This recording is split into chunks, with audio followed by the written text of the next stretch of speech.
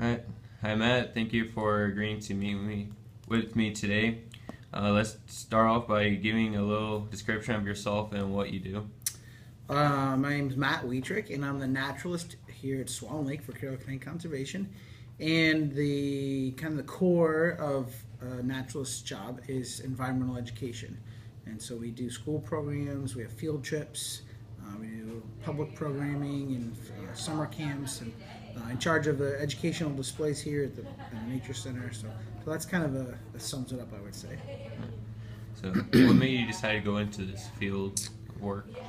Um, I always loved being outside. I was in Cub Scouts when I was little, and my family traveled a lot, and we fished and vacationed, and then I got into birds and astronomy and things, and so I decided at some point I wanted to have an outside job, and then learned more after some research about what those options were, and I came across this through a different summer job and realized that this would be something that would be really gratifying to get to teach other people about it and hopefully inspire other people to care enough to want to protect it and make a difference. And so it's a very gratifying job for sure. Yeah.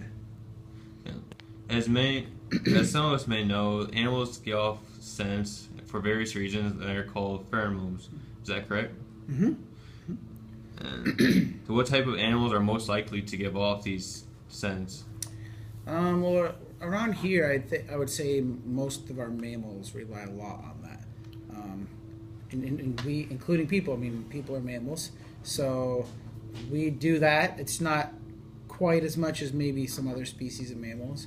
We rely a lot on other things and are obviously more evolved. But yeah, I mean, most all the other mammals around here rely a lot on scent, and including cats and dogs too. So our pets rely on those things. So yeah, it's a very big mammalian thing, but it's not exclusively mammals. But that's probably some of the ones that rely on it the most, I would say. So, what are like some of the reasons why these mammals give off these pheromones? Well, let's see. I think one advantage of pheromones is it travels long distances. There can be a female in heat, and that those pheromones can travel long distances to try to attract mates. They can also leave them different places. As far as like deer when they do their rubbings and when they're in rut, and so they're leaving several different scents, whether they're chewing on twigs or rubbing on the bark or rubbing on the ground or urinating and things. I mean, those are all smells. That's a huge like advertisement for him. So when the does come along, they're smelling and checking things out. And so I think that's probably one of the advantages is that they can communicate at great distances. Most all the mammals here have really highly developed sense of smells. Some of them are like thousands times stronger than ours. So, do you have anything to add to that? No? Okay.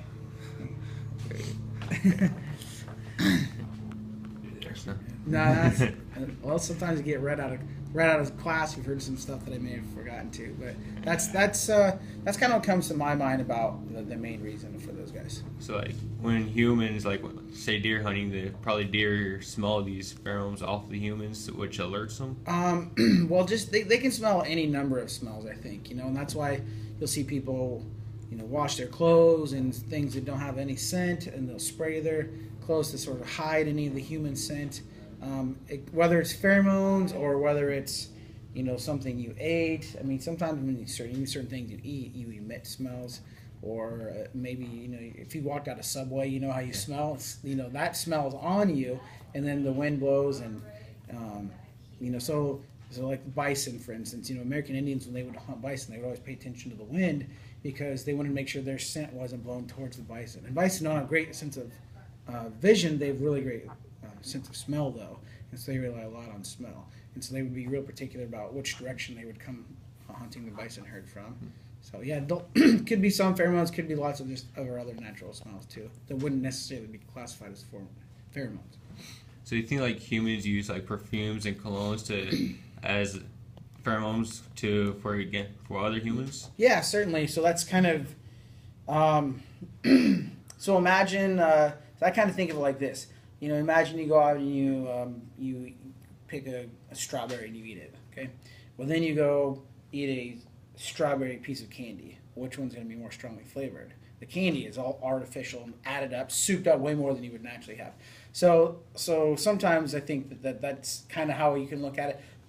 And some people don't like using any of that. Some people don't even like, using deodorant things because they don't want to mask those natural pheromones. They think that's like a strong thing, and they want to, rely on that. That's not most people, but there are people that think that, and so yeah, when we add perfumes and colognes and things, it's kind of the same idea. Yeah, sense of smell can really attract you or turn people off of you. If you don't have a pleasant smell, then that's really, even if you look attractive, somebody may be not attracted to you based on your smell. So I think we are affected by our sense of smell more than we realize. It's not our favorite, our big sense. We have sight, we have listening, but our sense of smell does play a part more than I think most people think. So, in your personal opinion, do you think these perfumes are like a necessity for society, or do you think it's just... No, certainly not a necessity, I wouldn't think. It's just a way to, just like a lot of other things, it's just a way to sort of, it's a product that they sell to make you think you're enhancing your attractiveness, and just like a lot of other things. Hair products and wear these clothes, do these things, make yourself more tan, just be more attractive to a potential partner. So I think that's my own personal opinion. It's just something to sell, And a lot of people, certain people will always have the same smell, and somebody will walk by and you can tell somebody's there that you see regularly, and they always have that same scent, and so some people really get into it, and some people maybe it's a special occasion, some people maybe never. Yeah, I think it's just something we kind of came up with, and not a necessity by any means. All right. Well, thank you for letting me interview today. My pleasure. So, well, cheers.